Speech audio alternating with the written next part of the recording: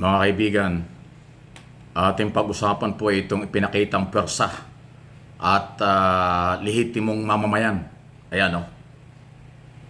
Lehitimong mamamayan, taong bayan, nagmamahal, nagmamalasakit sa ating Pangulo, naninindigan para ho sa katatagan ng ating bansa at nagpapakita ng suporta kay Pangulong Marcos. Yan po yung mga Marcos loyalists na nagrally dyan po sa may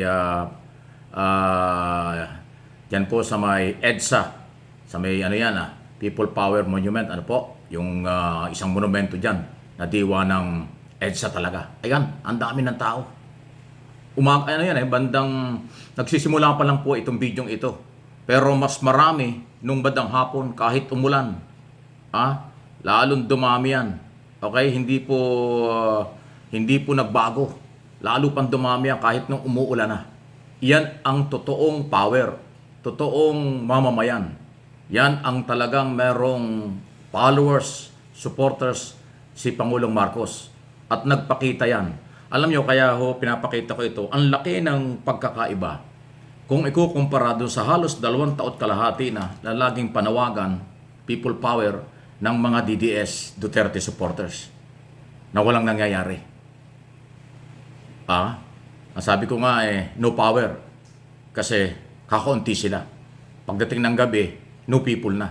Kaya lalong nawala yung power. Hindi katulad nitong Marcos supporters, Marcos loyalists, isang panawagan lang. At isang araw lang yung ginawa. Diyan po sa EDSA People Power Monument, diyan po sa may Quezon City. At sa dami ng tao. Ganyan katindi. Ang mga Marcos supporters loyalists, ibig sabihin organisado sila. Meron talaga silang power. Meron talaga silang mga kasamahang lumantad. Ang layo-layo kung ikukumpara natin sa mga DDS talaga. So anong inyong tingin dyan? Anong inyong masasabi dyan?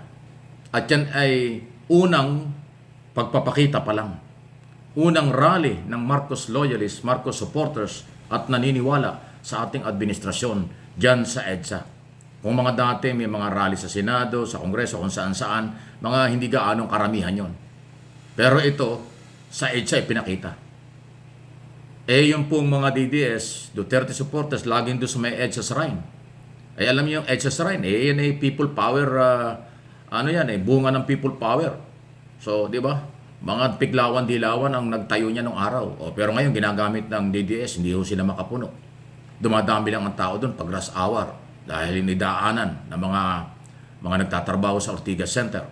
At sa hapon naman pag-uwian, dumadaming tao pero hindi yung kasama ng kanilang pinaglalaban. Malayong-malayo. Sa maraming dahilan or anggulo ng pagkakaiba.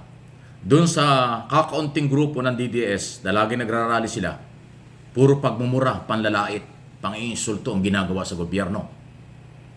Mga unethical, mga unprofessional na mga statement ng kanilang mga speaker ang dating sa aking opinion. Ito hong Marcos loyalist rally, wala hong nagmumura, wala nag-iinsulto. Talagang tinatalakay nila ang totoong isyu at kanilang pinaninindigan na sila'y sumusuporta sa Marcos administration. Kaya sila pinupuntahan ng tao, kaya maraming tao yung rally ng Marcos loyalist kasi marangal or makatao ang mga pananalita ng mga speaker at ng organizer. Walang pilitan, walang bayaran, okay? At wala rin po na pang-iinsulto sa kapwa. Issue lang ang kanilang dinadala, ang pagpapakita ng suporta sa mga Marcos at kay Pangulong Bongbong Marcos. Yun ang malayong-malayo kumpara dun sa kabila. Kaya kung ikaw ay matinong Pilipino, may pagmamahal ka sa bansa, sumusunod ka sa batas, siyang kasasama sa rally na palamura at panlalait at pagbabanta? O doon ka sa rally na issue lang ang tinatalakay at marangal, makatao ang pananalita? O di ba? Common sense lang. Yan ang aking pong observation at analysis. Sa umpisa po, unang araw sa EDSA, ng pagpapakita ng mga Marcos supporters, ibig sabihin ganong kalakas, intact pa rin ang mga Pilipino. Yung matinding panlalait, pagmumura at pagbabanta sa buhay ng ating Pangulo, ay lalo pang nakakakuha ng suporta para tulungan ang gobyerno ni Pangulong Marcos. Okay? Dahil kulturang Pilipino yan. Kung sino yung inaapi, yun ang tinutulungan.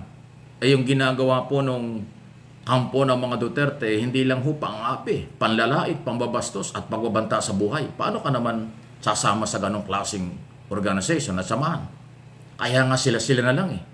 Ultimo yung mga vlogger nila, nag-aaway pa. Ultimo yung mga taga-suporta nila, nagsusulutan pa. Ay di ba? Ay itong kabila, ibang-iba.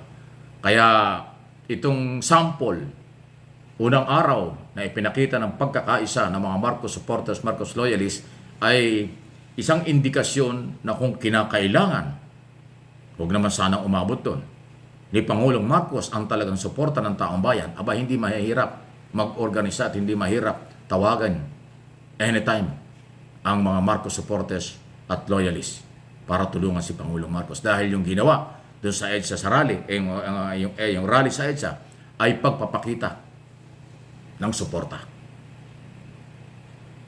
Kaya yung rally yan, pati yata mga DDS nag-monitor na lang. Hindi nila masabayan.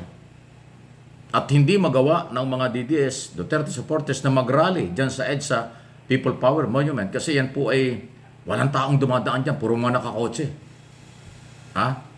Kung ikaw ay mag-rally dyan at wala kang tao, kaya ka lang.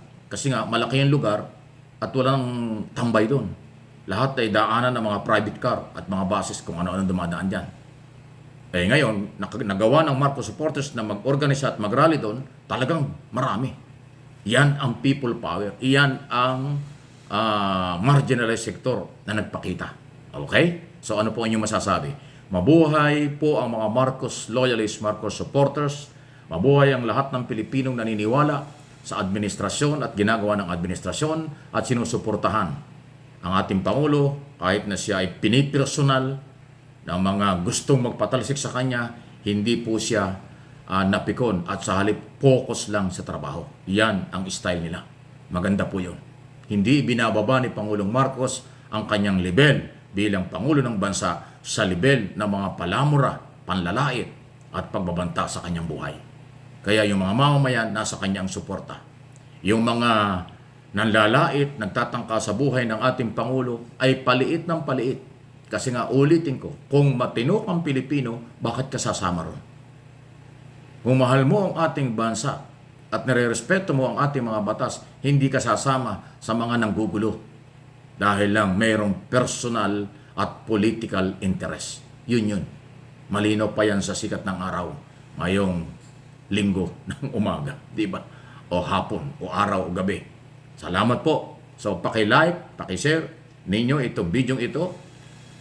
Para makarating sa buong Pilipinas, sa buong mundo at sa international community na ang mga Marcos loyalists, Marcos supporters ay nagkakaisa para sa katahimikan, kaunlaran at pagsuporta kay Pangulong Marcos Jr. at mga Marcos. Please like, share,